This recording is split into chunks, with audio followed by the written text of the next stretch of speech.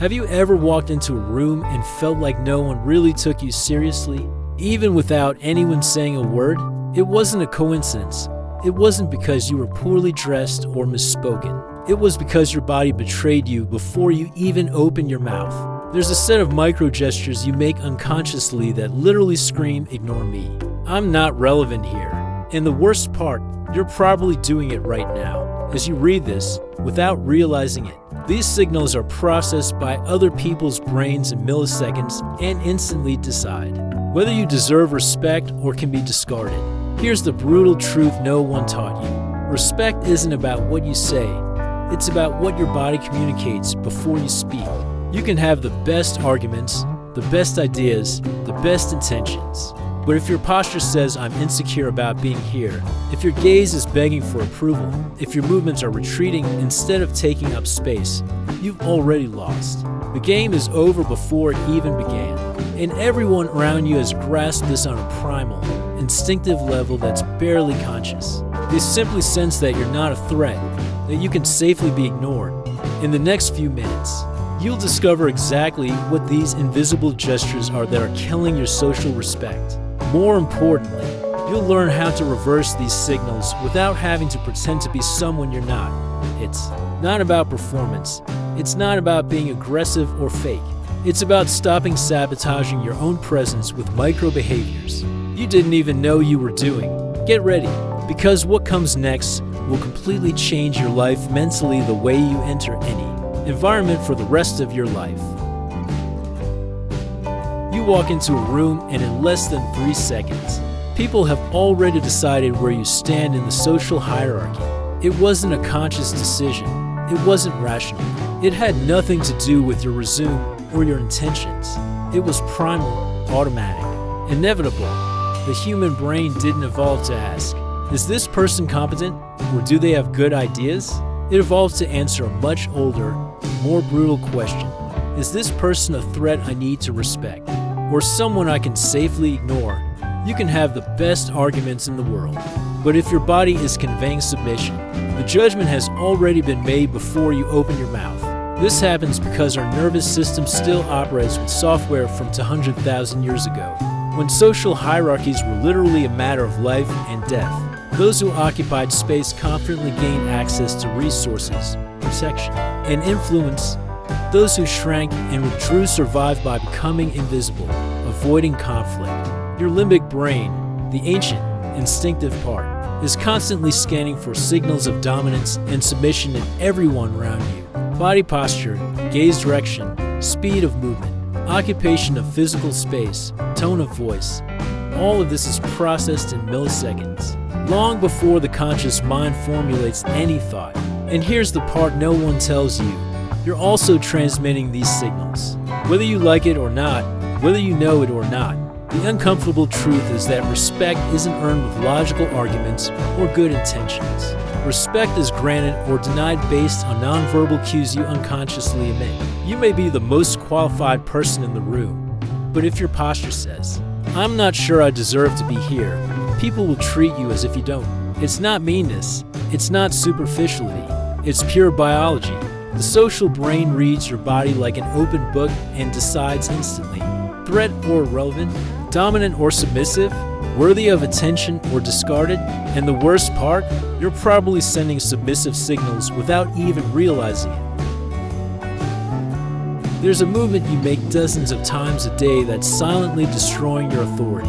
It's called micro-withdrawal, and it happens like this. You're about to enter a conversation, approach a group, speak in a meeting. At that moment, your body makes an almost imperceptible retreat. A slight step back, shoulders that close in a few degrees, neck that lowers slightly, as if you're bracing for a blow that never comes. You don't consciously decide to do this. It's automatic. Your nervous system telling you, better not take up too much space here. And everyone around you instantly interprets this as, this person has no authority. They can be ignored. This gesture comes from a very ancient part of your brain that learned to avoid direct confrontation with dominant individuals and our ancestors. Invading the space of someone hierarchically superior was risky and could result in physical aggression. So the body developed this preemptive retreat mechanism to signal I'm not a threat. You can ignore me. The problem is that you no longer live in a hunter-gatherer tribe, but your body still acts as if it did. Every time you make this micro-retraction, you're sending an ancient signal of submission. The person in front of you may not be able to explain why they see you as less important, but their primitive brain got the message. You ceded territory before the interaction even began. Now compare this to those who naturally dominate environments. These people do the opposite of micro-expansion. When they enter a room, their body expands slightly, shoulders slightly open, chin neutral or slightly raised, a firm step that confidently occupies the floor. They're not being aggressive, they're not performing fake confidence, they're simply not backing down. The space is theirs by default, not by conquest, and this is instantly read as silent dominance. The difference between you and this person isn't talent, intelligence, or actual value. It's a micro-body gesture that happens before awareness. You back away. They expand. You lose respect. They gain it. Simple, brutal, inevitable. You enter a tense conversation and make that little joke about yourself to lighten the mood. Everyone laughs, the tension breaks, and you feel useful. But here's what really happened. You just signaled that you're willing to diminish yourself, to make others feel comfortable. It sounds generous, it sounds humble, it sounds socially intelligent. In fact, it's a request for permission to exist in the group. Laughing at yourself occasionally is human. Making it your default is social self-sabotage. Every self-deprecating joke is like you saying, "Don't take me so seriously." I don't take myself seriously. And guess what? People comply. They stop taking you seriously. The social brain interprets self-deprecating humor as a voluntary display of low status. It's you literally saying, "I'm below you in the hierarchy, and I accept that." This works perfectly. If your goal is to be the group's comic relief, the likable person everyone likes but no one respects. The problem is that respect and likability are not the same thing. You can be adored and completely ignored when important decisions are made. People who dominate environments use humor too, but never at their own expense. They laugh at situations, at absurdities, at ironies. They don't need to sacrifice themselves to create lightness because their presence is already comfortable enough. They don't ask permission to take up emotional space. Here's the test.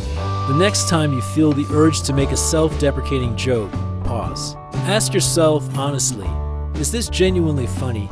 Or am I trying to make myself seem smaller so others feel bigger? If it's the latter, swallow the joke. Let the silence be. Let the tension be what it is.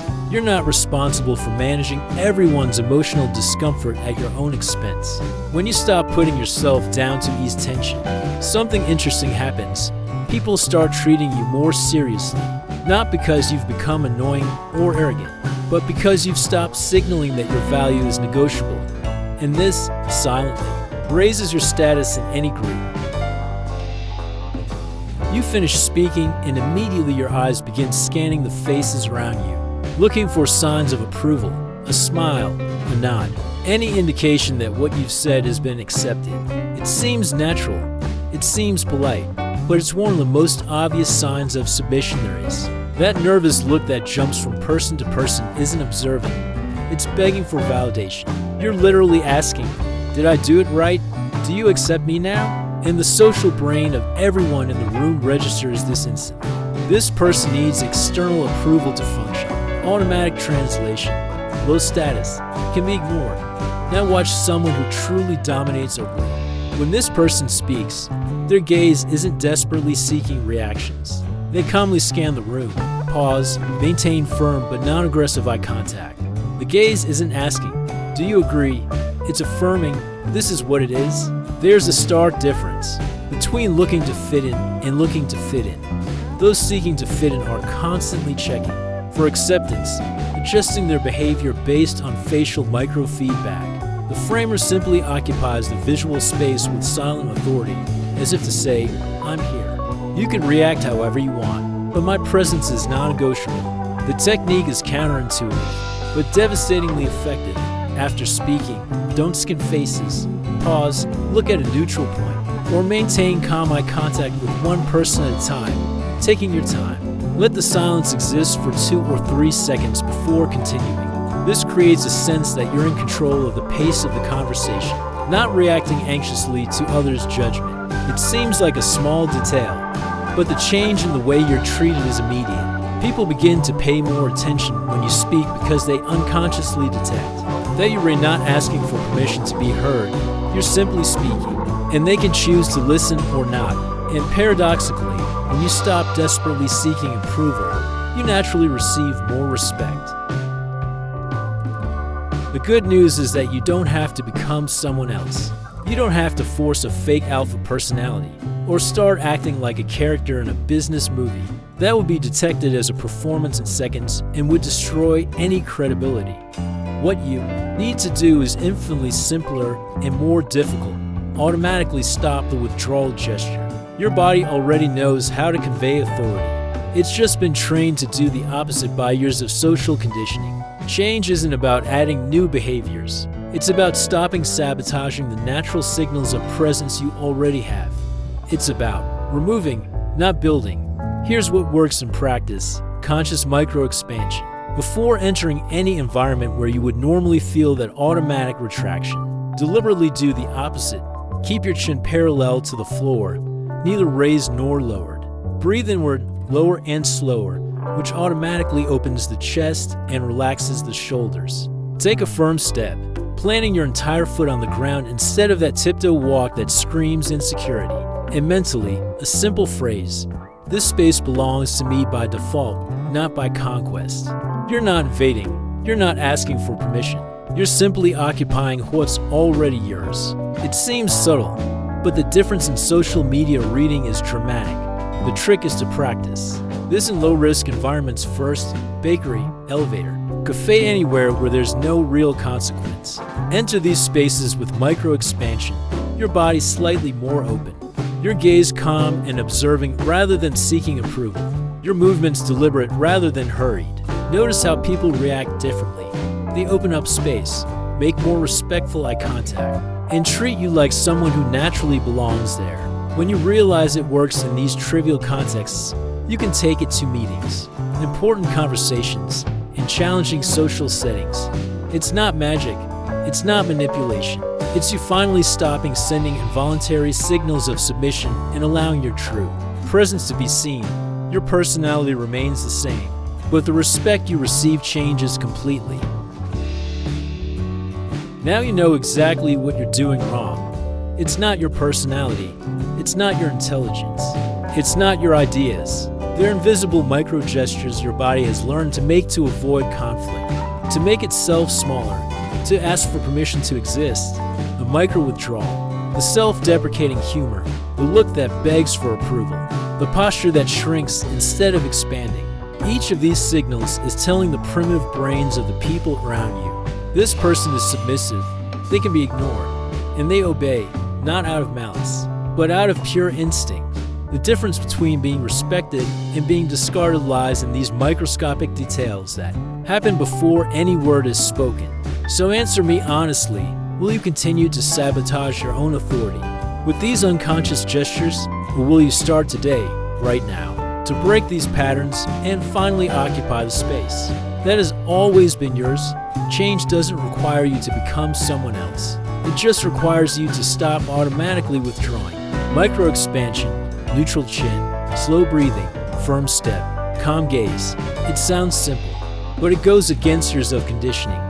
Most people will watch this, mentally nod, and tomorrow they'll be making exactly the same submissive gestures as always. Every interaction, where you withdraw, every joke at your own expense, every desperate look for approval, is reinforcing the low-status pattern. Remember, your body is constantly talking. The question is whether it's conveying strength or weakness. The choice is yours. If this content resonated with you, subscribe to the channel and turn on notifications.